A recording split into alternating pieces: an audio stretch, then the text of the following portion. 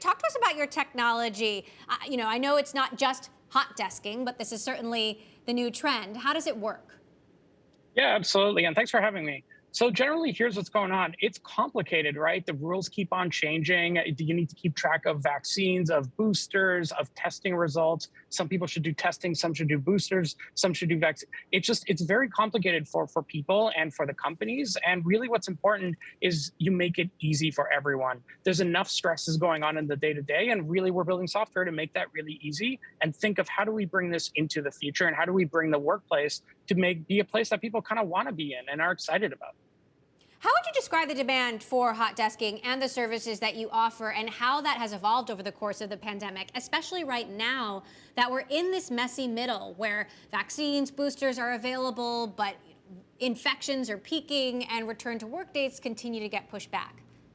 Yeah, I mean, it's really complicated, right? You don't know who's going to be in and who's not. Are these teams going to be in? Are these teams not? And this is the whole thing. But people do want to go back because there's a sense of community that's really important for companies as they retain their people.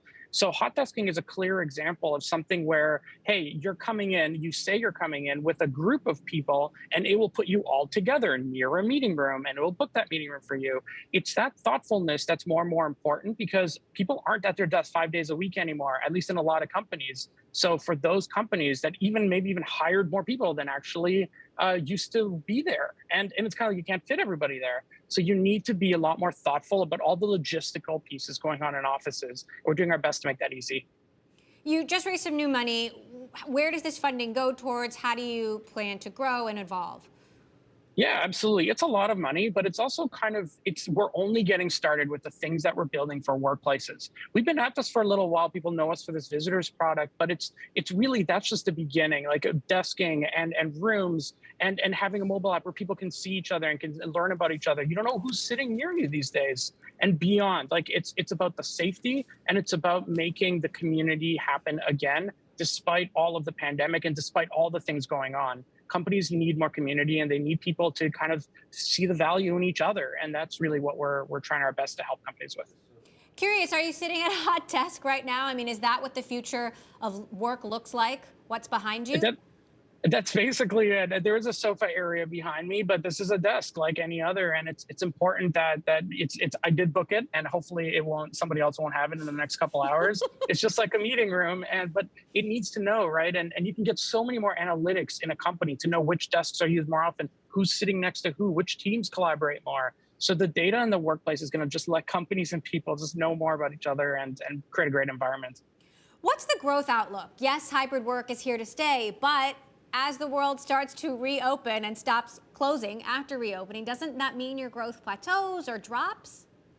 Here's the thing with if we've learned anything, it's that it just keeps there's Delta, there's Omicron, there's some new version that combines them. I don't even know these days. But what's important is that we keep on iterating, we keep on building things, we keep on iterating with what's going on in the world. Like if people are always going to need to get to know each other better and work better with each other, and that's really at the end of the day what we're trying to be really, really good at. And this is what our customers really believe in from us too. By investing in Envoy, by buying and using Envoy in your office, you're investing in the future of the workplace to be much more community oriented and something that's easy and thoughtful of the people inside.